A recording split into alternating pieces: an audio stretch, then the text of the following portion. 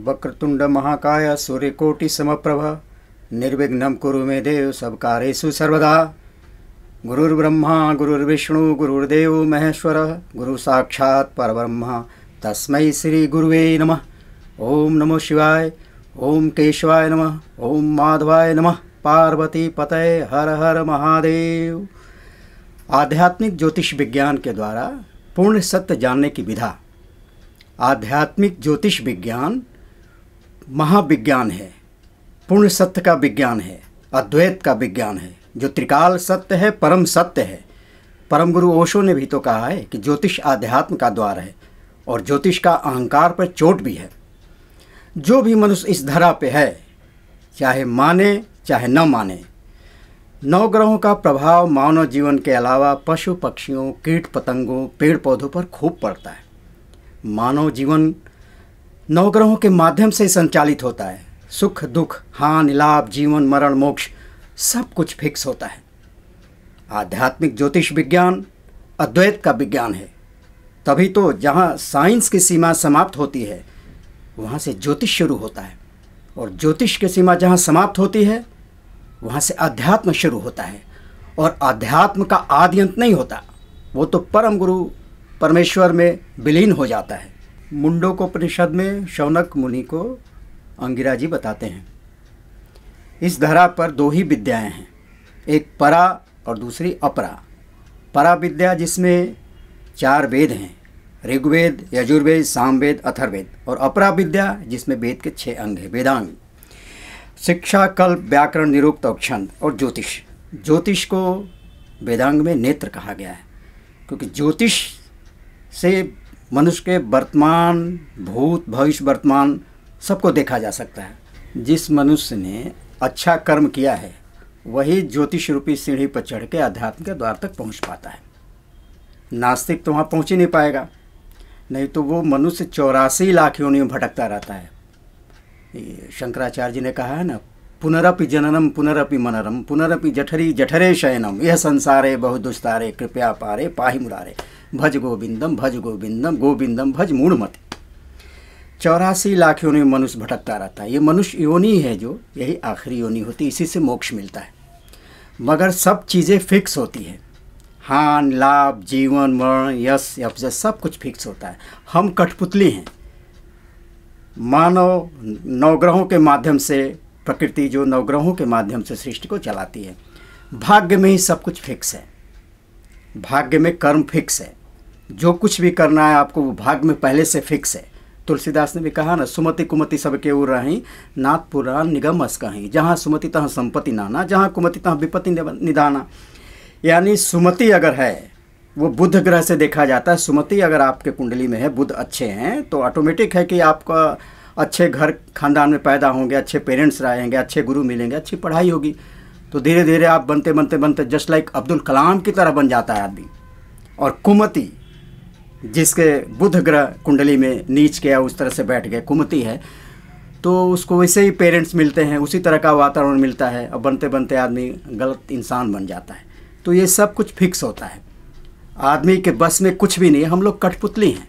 ईश्वर जैसे हम लोग को नचाता है पूर्व जन्मों के कर्मों के हिसाब से, वैसे हम लोग नाचते हैं। अब क्या पता कि किस जन्म का कर्म हम इस जन्म में भोग रहे हैं।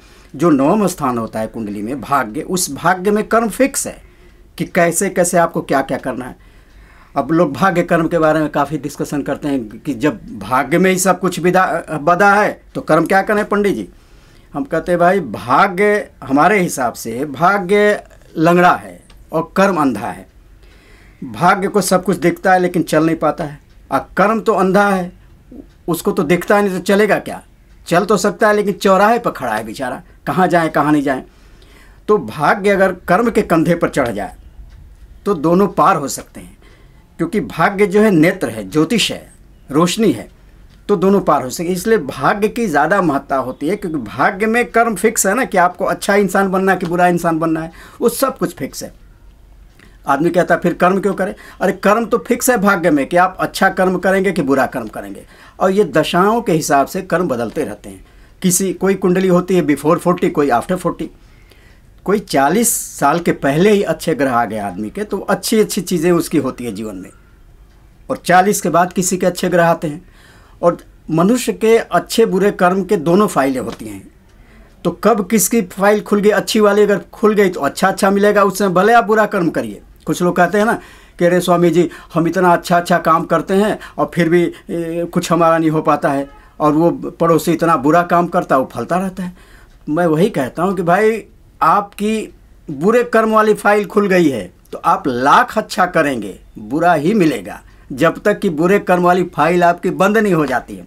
और उसका पड़ोसी का अच्छा फाइल खुल गई है तो वो मर्डर भी करेगा, कुछ भी निगेटिव काम करेगा, लेकिन अच्छा ही उसका होगा। तो आपको घबराना नहीं चाहिए, आपका भी अच्छा दिन आएगा। सिर्फ ज्योतिष के पास जाइए जो सच्चा ज्योतिष हो, जो कि आपको निस्वार्थ भाव से बता दे कि भाई इस समय ये चीज़ें हैं, आपका ये है, और ये जीवन है, मृत्यु है, शादी है, ब्याह है, ये मोक्ष है। अब कर्मकांड से देखिए बदलता है कुछ नहीं। बहुत लोग हैं देश में जो फ्रॉड हैं, ज्योतिषी, अब नाम हम लोग नहीं लेना चाहते हैं, कर्मकांड से चाहते हैं ग्रहों को बदल दे। अरे भाई कर्मकांड से अगर ग्रह बदलते तो हर नेता पीएम और राष्ट्रपति बनता ना। कर्मकांड से कुछ नहीं बदलता है। कर्मकांड से आपको मन की तसल्ली मिलती है, वो थोड़ा सा एक ये मन में शांति आ जाता है। हाँ, बदलती है चीज़, क्या बदलती है? हृदय आपका बदल जाता है, नज़र बदलती है। कब? मीरा वाली भक्ति हो, रावण वाला समर्पण हो, प्रहलाद वाला विश्वास हो, हरिश्चंद्र वाला सत्यनिष्ठा हो, तो ग्रहों से ऊपर आदमी उठ सकता है। लेकिन ये कहाँ है? ये कबीर जी, रैदास जी, गुरु नानक जी, रामकृष्ण परमहंस जी के दरबार में वो है। बाकी हम तो मानव हैं, हम कहाँ उस तरह की चीज़ें हम लागू कर पाते हैं। हम तो आधा झूठ आधा सत्य में जीते हैं। तो वही है कि अगर वो चीज़ें हैं इन लोगों वाली तब तो आप बदल सकते हैं, नहीं तो भी 84 लाख योनियों में आप भटकते रहेंगे, और जैसा कर्म आपके भाग्य में है वैसा करते रहेंगे। ये तो सारी चीज़ें आप फिक्स आज देख रहे हैं कि बहुत अनुभवी और बुजुर्ग विद्वान लोग राजनीति से आज बाहर हैं, और बहुत से सारे नवयुवक भाग्यवान जो हैं अनुभवहीन और सत्ता में बैठे हुए। ये क्या है? ये तो सब भाग्य का खेल है ना। काफ़ी नेताओं की भी कुंडली हम बनाए हैं, इसमें नाम नहीं लेना है। वो बुरे कर्म कर रहे फिर भी सत्ता में बैठे हैं। आज जो बहुत अच्छे ऑनेस्ट लीडर हैं वो सत्ता के बाहर हैं। तो अब इसको आप क्या कहेंगे? ये टोटल भाग्य का है। फिर खाली एक चीज़ मैं बताता हूँ, ये शनि का लोग पूछते हैं कि पीपल वृक्ष में जल डालने से क्या होता है स्वामी जी, आप तो बोलते हैं सब भाग्य में फिक्स है। अरे भाई भाग्य में वो भी फिक्स है कि शनि के दरबार में ब्रह्म मुहूर्त में 3 से 5:30 के बीच में जाया जाता है। क्योंकि कृष्ण भगवान ने विभूति योग में कहा है गीता में कि भाई मैं धरती पर सारे वृक्षों में पीपल का वृक्ष हूँ। और बिहार में गया में बुद्ध भगवान को पीपल के वृक्ष के नीचे बुद्धत्व मिला, और वही काशी में हमारे बनारस में सारनाथ में बुद्ध भगवान ने पीपल के वृक्ष के नीचे ही पहला प्रवचन दिया। तो पीपल के वृक्ष का महत्व है कि उसमें सारे देवी देवताओं का वास है, शनि का वास है, पितरों का वास है। कब? 3 से 5:30 जो ब्रह्म मुहूर्त का टाइम होता है। उस समय आदमी को पीपल के पेड़ में, वृक्ष में जल, काला तेल डाले और सरसों का तेल का दिया जलाए ब्रह्म मुहूर्त में। लेकिन 95% धरती पर लोग नहीं जा पाते हैं क्योंकि भाग्य में फिक्स नहीं है। कुछ हफ्ते जाएंगे फिर छूट जाएगा। और जिसके भाग्य में फिक्स है, अगर लय लग गया तब तो उस दरबार में पहुंचेंगे ही पहुंचेंगे। और जब लय लग गया तो सारी चीज़ें मुट्ठी में आ जाएगी। घर बैठे रहेंगे और पीएम राष्ट्रपति आपके दरबार में आ जाएंगे। ये शनि का ताकत होता है। लेकिन वही 95% लोग वहाँ नहीं पहुँच पाते क्योंकि शनि उस तरह के नहीं उनको ये करते। तुला के शनि अगर कुंडली में है, तुला का शनि उच्च का शनि होता है, जो तुलसीदास ने भी कहा है, जब जानकी ना सहाय करे तब कौन बिगाड़ करे नर तेरो, सूरज मंगल चंद्र भिगु सुत, बुध और गुरु बरदायक तेरो, राहु केतु की नाही गम्यता, तुला शनिचर होए चेरो। जब तुला का शनि कुंडली में किसी का आ जाए तो फिर शनि देव ही उसका सर्वेंट बन के पूरा जीवन उसका निर्वाह कराते हैं। अब शनि जिसके सर्वेंट बन जाए तो फिर तो क्या पूछने की बात है। और शनि की सरसाती और ढैया इसी तुला के शनि में, क्योंकि तुला के शनि या सरसाती या ढैया अगर अच्छे शनि हैं, उच्च के हैं, तो जितने भी राष्ट्रपति बने हमारे देश में, डॉक्टर राजेंद्र प्रसाद से लेकर अब्दुल कलाम तक की कुंडलियां हैं हम लोग के पास, हर आदमी शनि की सरसाती और ढैया में ही राष्ट्रपति पीएम बनता है। क्योंकि शनि अगर अच्छे हैं तो वही राजा भी बनाते हैं, अब बुरे हैं तो रंक भी बनाते हैं। और शनि न्यायाधीश हैं, शनि से बिल्कुल नहीं डरना चाहिए। शनि से गलत लोग डरते हैं।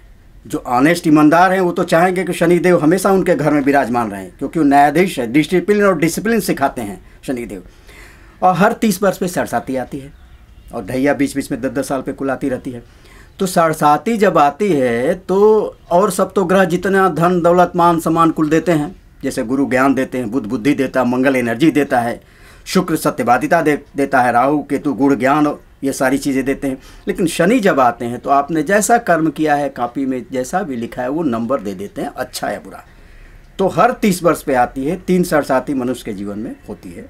जब जब सरसाती आती है, अगर उसने अच्छा कर्म किया है तब तो राजा बन के रहेगा, और बुरा कर्म किया है तो चोट रोग व्याध मृत्यु तक की चीज़ें होती है। तो आदमी के पूर्वजन्मों का कर्म होता है। आदमी को घबराना नहीं चाहिए, सब कुछ ईश्वर पे छोड़ देना चाहिए, टोटल धारा में अपने को छोड़ देना चाहिए। होई है सोई जो राम रचि राखा, को करी तरक बढ़ाओ ईसा का, तुलसीदास ने कहा ही ना कि भाई जो लीलार पर ललाट पर ईश्वर ने लिख दिया उसको कोई मिटा नहीं सकता है, वही होगा। इसलिए कर्म तो आदमी को भाग्य में लिखा है, कर्म करते रहिए। मंत्र ध्यान समाधि से कुछ चीज़ें से होता है कि विल पावर डेवलप होता है आपको, ताकि नज़र बदलती है तो नज़र बदलती है तो नज़ारा बदलता है, किस्मत बदलती है तो किनारा बदलता है।